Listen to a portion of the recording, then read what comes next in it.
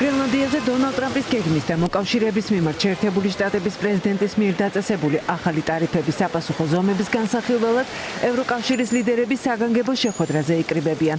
ევროპული საბჭოს პრეზიდენტის მიწვევით მოკავშირეების სამიძე დასასრებად ბრიუსელში ხუთშაბათს დავოსიდან ჩავლენ. დღეს შვეიცარიის სამთო კურორტზე ყოველწლიური ეკონომიკური ფორუმი იხსნება, რომელსაც პირადად დაესწრება დონალდ ტრამპი ხუთკაციან დელეგაციასთან ერთად. მისი პოზიცია უცვლელია. გრენლანდია რუსეთისა და ჩინეთის მხრიდან მოსალოდნელი საფრთხისგან უნდა გათავისუფლდეს. 20 წელია ნატო ეუბნება დანიას, თქვენ უნდა მოაცილოთ რუსული საფრთხე გრენლანდიას. დანიამ ვერაფრის გაკეთება შეძლო. ახლა დროა და ეს გაკეთდება. დანია გრენლანდიის ირგვლივ შექმნილი დაძაბულობის გამო წელს დავოსის ეკონომიკურ ფორუმს გამოტოვებს. თუმცა დღის წესრიგში ტრამპის გეგმა განხილვის მთავარი თემა იქნება.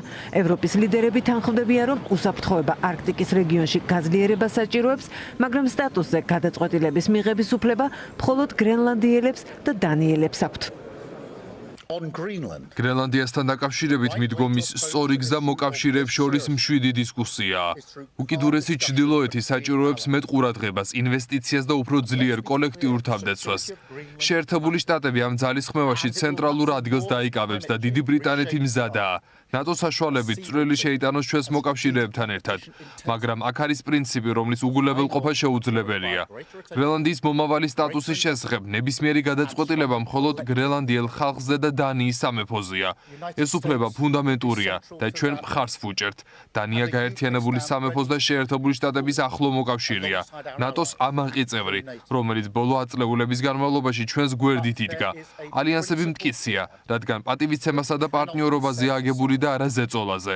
სწორედ ამიტომ მოკავშირეების წინააღმდეგ ტარიფების გამოყენება სრულიად არასწორია.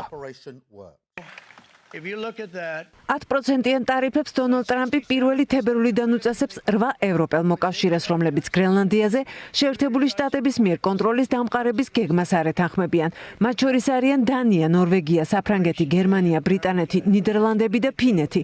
ევროპა ახალ საბაჟო გადასახადზე საპასუხო ზომების სხვადასხვა ვარიანტს განიხილავს. მათ შორის შეერთებული შტატების იმპორტზე 93 მილიარდი ევროს ოდენობის სატარიფო პაკეტს. არსებობს ფართო შეთანხმება ევროპელებს შორის, რომ დამატებითი ტარიფების დაწესების მუქარა ტრანსატლანტიკურ ურთიერთობებს კი არ გააძლიერებს, არამედ დაასუსტებს, ასევე ატარებს ესკალაციის რისკს. რა თქმა უნდა, დააზარალებს ჩვენს ეკონომიკას, ევროპის ეკონომიკას. სწორედ ამიტომ გვინდა მოვძებნოთ გამოსავალი. ნებისმიერ შემთხვევაში ევროპის მხარე გამოწვევებზე რეაგირებას მოახდენს, ზომიერად და სწორად.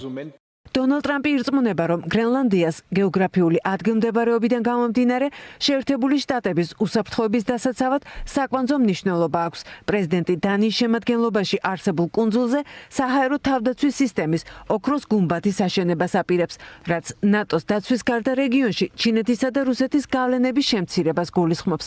დონალდ ტრამპს დღეს პეკინში ისევ უპასუხეს. არაერთხელ გამოვხატეთ ჩვენი პოზიცია გრენლანდიასთან დაკავშირებით საერთაშორისო სამართლის ნორმები, რომლებიც ეფუძნება გაეროს ქარტიის პრინციპებს და საერთაშორისო წესრიგის საფუძვლებს, დაცული უნდა იყოს.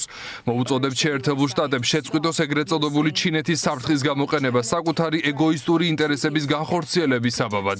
დონალდ ტრამპის გეგმებიდან გამომდინარე გრენლანდიის ირგვლივ შექმნილი კრიზისი დანიის საგარეო პოლიტიკისთვის უპრეცედენტო გამოწვევად იქცა. ნატოს მოკავშირე ქვეყნის ლიდერის მუქარებით თავად კუნძულის მოსახლეობაც იმედგაცრუებულია. გრენლანდიელები იმედოვნებენ, რომ გამოწვევა მოლაპარაკებების გზით მოგვარდება. გონი ჭკუიდან გადავიდა. იმედი მაქვს, მალე გამოჩნდება შეერთებულ შტატებში უფრო ჭკვიანი ხალხი, რომელიც ეტყვის მას, რომ ეს გეგმა არ იმუშავებს. თუ ხვალ გავხდებით დამოუკიდებლები, ტრამპი დაგვიპყრობს. მას მიაჩნია, რომ გრენლანდიელები გაუნათლებლები და სულელები ვართ. სიმართლე საპირისპიროა. აქ ვიქნებით ასობით წელი დონალდ ტრამპის პრეზიდენტობის შემდეგ. თუ დაგვიპყრობს, დაველოდებით და გავუძლებთ როგორც ცუდი ამინდის დასრულებას. ვიცით, როგორ დაველოდოთ, შტორმისთვის ვემზადებით და შეგვიძლია მოვითმინოთ 10 ან 20 წელიც. მოკავშირეებს შორის გრენლანდიასთან დაკავშირებულ უთანხმოებას დაემატა დონალდ ტრამპის უჩვეულო შეტყობინება, რომელიც მან ნორვეგიის პრემიერს გაუგზავნა და ფაქტობრივად გრენლანდიის ანექსიის სურვილი იმას დაუკავშირა, რომ მშვიდობის დარგში ნობელის პრემია არ მიიღო. ამ პრეტენზიას იონას გასტორემ წერილობითი განცხადებით უპასუხა, სადაც განმარტავს, რომ პრემიას ნორვეგიის მთავრობა კი არა, ნობელის დამოუკიდებელი კომიტეტი გასცემს.